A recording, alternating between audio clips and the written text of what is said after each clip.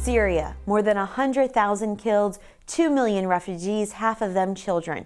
For the past 2 years, they've been a country at war with each other, and it could possibly lead to a deeper intervention by the U.S. and other UN countries. Some Americans want the U.S. to get involved, either from a financial or military standpoint. Some don't. Helping break everything down and explain the nitty-gritty is Gary Lefort. He's a professor and chair of the Department of International Business at American International College. Gary, thanks for joining me. Some Americans are kind of scratching their heads saying, what's going on over there? Assess the situation for us. Well, a couple of weeks ago, it was a situation where it looked like the United States could possibly use military action in Syria if, in fact, the president had congressional approval.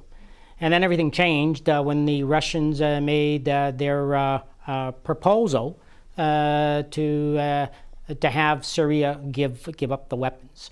The United States and the Russians have been working together and bringing a plan before the United Nations that ended up getting approved last week.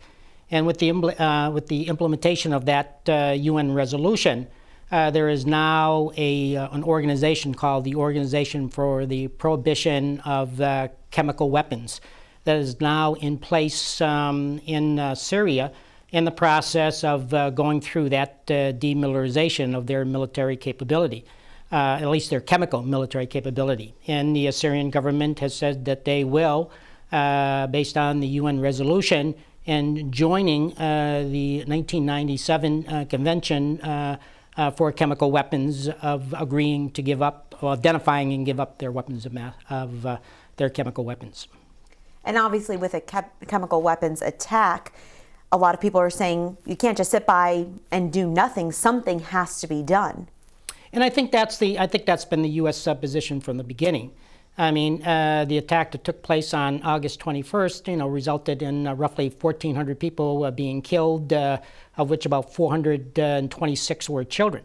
The international community just cannot stand by and see actions like this occur, which are in violation of international laws, not only the Geneva Convention of 1925, but also, as I said, the Convention against Chemical Weapons of 1997.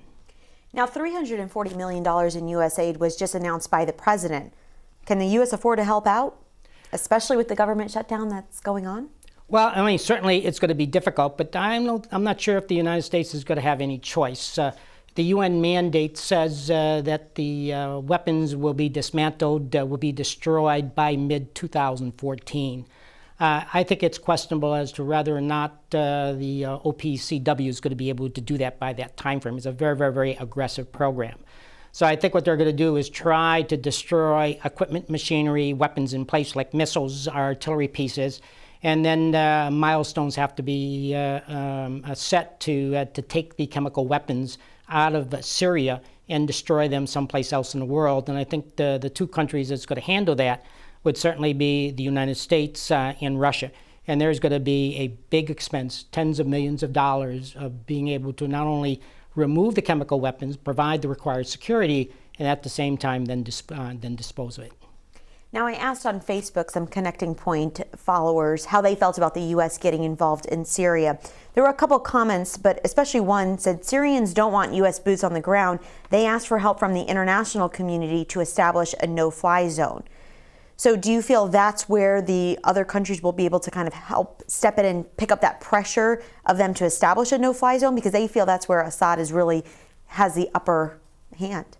Well, if you look at the situation in Libya a couple of years ago, that's exactly what happened. The U.S., well, not the U.S., but NATO with U.S. support provided a no-fly zone in Libya. Meanwhile, the rebels were able to get weapons and munitions that they needed, and so they were eventually able to overthrow the Gaddafi regime. And so I think the rebel groups are saying the exact same thing. I think they want more than just no-fly zone. They also need military weapons as well, like missile rocket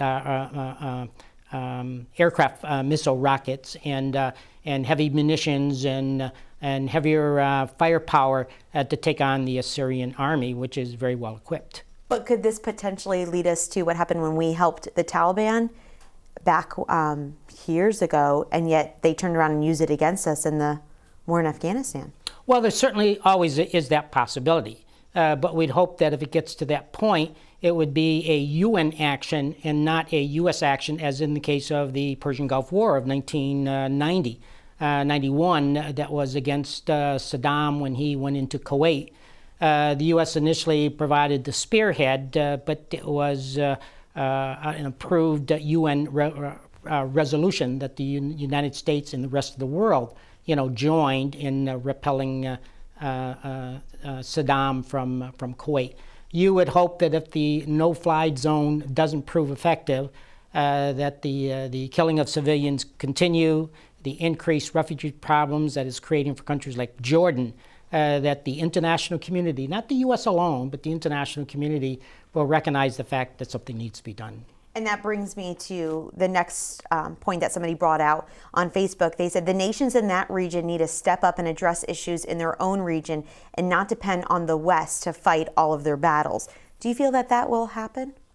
Well, I mean, historically, for example, the Arab League, consisting of 22 Arab countries, have never really been very proactive as far as trying to settle their own, regional issues.